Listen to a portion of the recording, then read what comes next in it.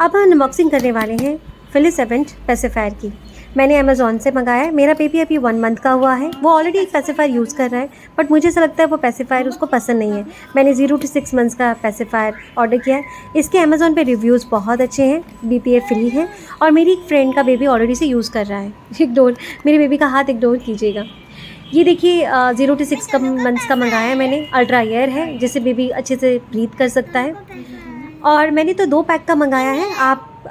आप एक भी ऑर्डर कर सकते हैं। एक पेसिफायर का प्राइस 250 समथिंग है अमेज़ॉन पर, और मैंने जो 2 ऑर्डर किया है उसका प्राइस है 477। It seems my baby like it so much.